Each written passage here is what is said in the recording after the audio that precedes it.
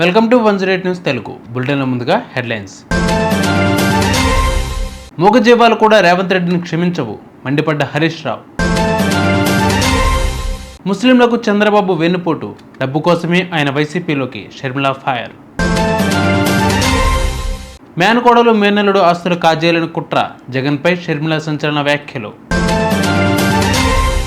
Ramanaidu స్టూడియోస్కి show cause నోటీసులు, ఎందుకంటే CM Revanth Reddy పాలనలో ఫెయిల్ అయ్యారని, ఆయనను మూగజీవాలు కూడా క్షమించవని మాజీ మంత్రి సిద్దిపేట బీఆర్ఎస్ ఎమ్మెల్యే హరీష్ రావు మండిపడ్డారు.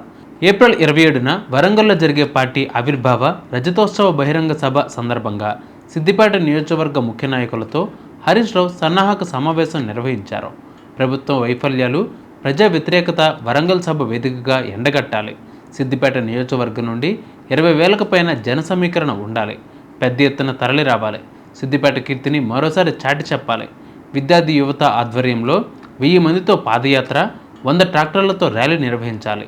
27న పార్టీ ఆవిర్భావ రజతోత్సవ వేడుకల సందర్భంగా ప్రతి పల్లెలో, పట్టణంలో గులాబీ జెండా ఎగరవేయాలి అని హరీష్ రావు పిలుపునిచ్చారు. ఈ కార్యక్రమంలో నియోజకవర్గ ముఖ్య నాయకులు పాల్గొన్నారు. వక్ఫ్ బిల్లుకు ఏపీ ముఖ్యమంత్రి చంద్రబాబు నాయుడు మద్దతు ఇవ్వడం అంటే ముస్లింలకు వెన్నుపోటు పొడిచినట్లేనని, ఇఫ్తార్ విందు ఇచ్చి అందులో విషం పెట్టినట్లే లెక్క అని పీసీసీ అధ్యక్షురాలు వైఎస్ షర్మిల అభివర్ణించారు. వక్ఫ్ సవరణలు తెచ్చి బీజేపీ మళ్లీ పార్లమెంటు వేదికగా ప్రజాస్వామ్యాన్ని ఖూనీ చేసిందని షర్మిల ఆరోపించారు. ఇది ముస్లిం కమ్యూనిటీ మీద, దేశ ఐక్యత మీద, రాజ్యాంగం మీద జరిగిన దాడి అన్నారు. బీజేపీ క్రూరత్వానికి నిదర్శనమన్నారు షర్మిల. వక్ఫ్ బిల్లు సవరణలు ముస్లింలకు మేలు చేసేవి కావని ఆమె తెలిపారు. ముస్లింలకు ఇది తీరని అన్యాయం అన్నారు. అసలు సమస్య లేదని, అంతా సక్రమంగానే ఉందని, ఇది వక్ఫ్ ఆస్తులను కాజేసే కుట్ర అని షర్మిల అభివర్ణించారు. కేవలం వక్ఫ్లో ఉన్న భూముల్ని వాళ్ళ కాకుండా చేయటానికి పన్నిన కుట్ర ఈ వక్ఫ్ బిల్లు అమెండ్మెంట్. అసలు బీజేపీ వైఖరే ఇది. బీజేపీకి తెలిసిన రాజకీయమే ఇది. మతం పేరుతో చిచ్చు పెట్టాలి, ఆ మంటలో చలి కాచుకోవాలి. మతం పేరు, కులం పేరు చెప్పి మనుషుల్లో విభజన తేవాలి. విభజన తెచ్చాక ఎవరికి వాళ్ళు, ఏ కమ్యూనిటీకి ఆ కమ్యూనిటీ విడిపోతే, పోలరైజ్ అయిపోతే దాన్ని ఓటు బ్యాంక్ గా మార్చుకునే వికృత ఆలోచన బీజేపీ. మరొక్కసారి మళ్ళీ ఇదే చేసింది బీజేపీ పార్టీ. ఓట్ బ్యాంకుల్ని పోలరైజ్ చేసి లబ్ధి పొందాలి అని బీజేపీ పార్టీ కుట్ర పన్నింది. అందులో భాగమే ఈ వక్ఫ్ బిల్లు అమెండ్మెంట్. కానీ బాధాకరం ఏమిటి అంటే, ఈరోజు బీజేపీ పార్టీ అధికారంలో ఉంది అంటే దానికి కారణం చంద్రబాబు గారు ఇస్తున్న మద్దతు. చంద్రబాబు గారిని సూటిగా ప్రశ్నిస్తున్నాం. చంద్రబాబు గారు, ముస్లింలు మీకు ఓటు వేయలేదా? ప్రభుత్వం ఎలాగైనా మారాలి అన్న కసితో ప్రజలు మీకు ఓట్లేస్తే వాళ్ళల్లో ముస్లింలు లేరా? పవన్ కళ్యాణ్ గారు కూడా సమాధానం చెప్పాలి. చంద్రబాబు గారు సమాధానం చెప్పాలి. వీళ్ళందరూ ఓట్లేస్తే కదా మీకు ఇంత అధికారం వచ్చింది. మీకు ప్రజలు ఇంత బలం ఇస్తే కదా ఈ రోజు మీరు బీజేపీకి బలం ఇస్తున్నారు, కేంద్రంలో సర్కారు నిలబెట్టగలిగారు. మరి అలాంటప్పుడు మీ రాష్ట్రంలో ఉన్న ముస్లింలకైనా మీరు ఏం సమాధానం చెప్పుకుంటారు? ఎలా ముఖం చూపించుకుంటారో చంద్రబాబు గారు సమాధానం చెప్పాలి. ఇఫ్తార్ విందులు ఇస్తే సరిపోతుందా? ముస్లింల మీద నిజంగానే ప్రేమ ఉండాల్సిన అవసరం లేదా మీకు? వాళ్ళ ఓట్లు వేయించుకున్నారు. ఒక పక్కేమో ముస్లింలకు అన్యాయం జరగకుండా చూస్తామని చెప్తున్నారు, కానీ మీ ఊసరవెల్లి రాజకీయాలు ఇంకో పక్కేమో విప్పు జారీ చేసి మరి వక్ఫ్ బిల్లు అమెండ్మెంట్ కి మద్దతిమ్మని చెప్పారు. ఇది ఎలా సాధ్యం? మీరు ముస్లింలకు న్యాయం చేసిన వాళ్ళ, అన్యాయం చేసిన వాళ్ళ? ఇఫ్తార్ భోజనంలో మీరు ముస్లింలకే విషం పెట్టిన వాళ్ళు. ఈ రోజు ముస్లింల ద్రోహిగా మిగిలిపోయాడు చంద్రబాబు గారు. ఇది సామాన్యమైన విషయం కాదు. ముస్లింలకు ఇంత ద్రోహం చేస్తుంది బీజేపీ పార్టీ, వాళ్లకు మీరు అండగా నిలబడ్డారు. ఇది న్యాయమేనా? ఆంధ్ర రాష్ట్ర ప్రజలకు సమాధానం చెప్పాలి చంద్రబాబు గారు. ఏ రీతిలో న్యాయం చేసినట్టు? ఒక పక్కేమో ముస్లిం వాళ్ళ ఆస్తులను తీసేసుకోవాలని బీజేపీ పార్టీ కుట్ర చేస్తే దానికి మీరు అక్కడ మద్దతు ఇస్తున్నారు. ఇక్కడేమో మళ్ళీ అదే సాయంత్రం ఇక్కడ రిపేర్ కార్యక్రమాలు. మేము ముస్లింలకు అండగా నిలబడతాం, ముస్లిం బిడ్డలకు చదువు చెప్తాం, ముస్లిం ఆస్తులను కాపాడుతాం. ఎవరిని నమ్మించే ప్రయత్నం చేస్తున్నారు చంద్రబాబు గారు? మీ ద్వంద్వ వైఖరి ఇక్కడ బయటపడుతుంది. మీ ఊసరవెల్లి రాజకీయాలు ఇక్కడ బయటపడుతున్నాయి. ఏ విధంగా న్యాయం చేసినట్టు ముస్లింలకు? ముస్లింలకు ఈరోజు ఇంతకు ముందు ఏదైనా వాళ్ళకి సమస్యలు వస్తే వక్ఫ్ బోర్డుకి సంబంధించి కానీ ఆ కమిటీలకు కానీ సమస్యలు వస్తే ఒక ట్రిబ్యునల్ ఉండేది. కానీ ఇప్పుడు హైకోర్టు కూడా అలౌ చేస్తున్నారు అంటే ఇంకంటే ఆ భూములకు సంబంధించి ఏదైనా ఇబ్బందులుంటే ప్రభుత్వమైనా ప్రైవేట్ పార్టీలైనా నేరుగా హైకోర్టుకే పోవచ్చు. ఇక వాళ్ళకి అక్కడ న్యాయం జరుగుతుందా? వక్ఫ్ బోర్డులకు కానీ ముస్లింలకు కానీ ఎంత విచిత్రం! ఇంతకు ముందు ఆ కమిటీలే పరిష్కరించుకునేవి, ఇప్పుడు ప్రభుత్వం చేతిలోకి ఆ అధికారం అంతా తీసుకుని వెళ్ళి ప్రభుత్వమే ఒక ప్రత్యేక అధికారిని నియమిస్తుందంట. అంటే అధికారము అజమాయిషి అంతా ఇక ప్రభుత్వానిదే. ఇక వక్ఫ్ బోర్డులు ఎందుకున్నట్టు? ఏం పని చేయడానికి ఉన్నట్టు? వాళ్ళ చేతుల్లో అధికారమే లేనప్పుడు వాళ్ళని ఎందుకు ఉంచడం? ఎందుకు ఇంకా ఏం మర్యాద ఉంటుంది వాళ్ళకి? ఇంతకు ముందు ఎప్పుడూ లేని విధంగా ఇప్పుడు వక్ఫ్ బోర్డులలో కూడా నాన్ ముస్లింలను కూడా చేర్చాలి అని ఒక అమెండ్మెంట్ తీసుకొచ్చారు. ఎందుకు చేర్చాలి అని అడుగుతున్నాం. ఏదైనా ఒక హిందూ దేవస్థానానికి సంబంధించి ఒక బోర్డు ఉంటే ఆ బోర్డులో ముస్లింలు ఉండరు కదా, క్రిస్టియన్స్ ఉండడానికి వీల్లేదని చెప్తున్నారు కదా. ఒక సిక్ బోర్డు ఉంటే దాంట్లో అందరు సిక్స్లే ఉంటారు కదా, ముస్లింలు ఉండరు కదా. మరి అలాంటప్పుడు ఈ వక్ఫ్ బోర్డుకు సంబంధించిన వాళ్ళలో నాన్ ముస్లిమ్స్ ను ఉంచాలి అని ఎలా చెప్తున్నారు మీరు?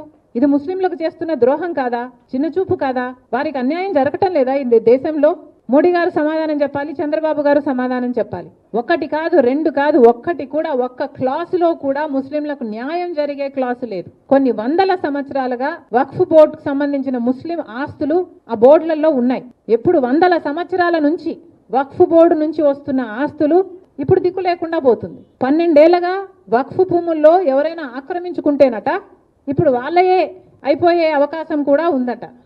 ఇది కూడా కల్పిస్తున్నారు. కేవలం ముస్లింల భూములు వాళ్ళ నుంచి లాక్కునే ప్రయత్నం ఈ వక్ఫ్ అమెండ్మెంట్ బిల్ అని. ఇది చాలా చాలా దారుణం. ఇంత దారుణమైన బిల్లుకి చంద్రబాబు గారు విప్పు జారీ చేసి మరి మద్దతు ఇవ్వడం ఇంకా దారుణం. మళ్ళీ చెప్తున్నాం, కాంగ్రెస్ పార్టీ తీవ్రంగా ఖండిస్తుంది ఈ చర్యను.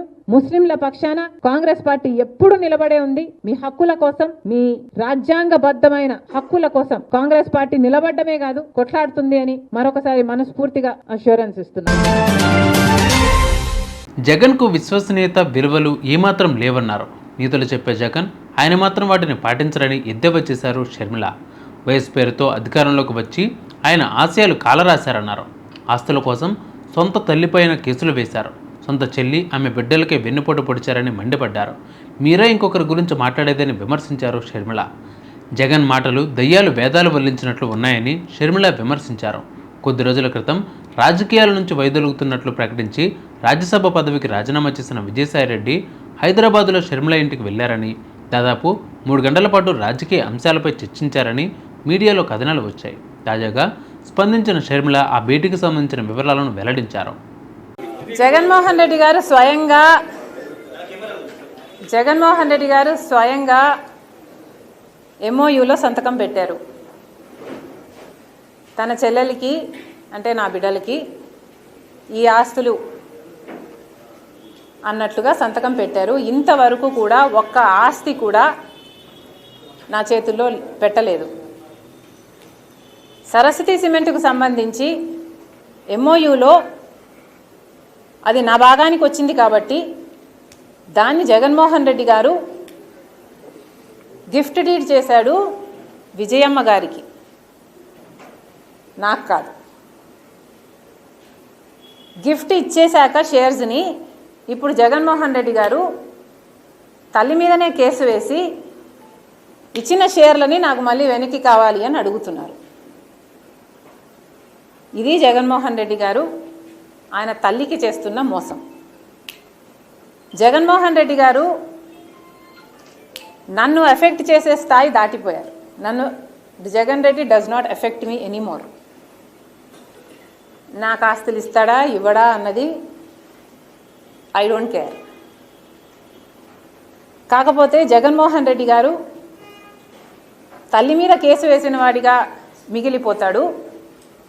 నా బిడ్డలకి, సొంత మేనల్లుడికి, సొంత మేనకోడలికి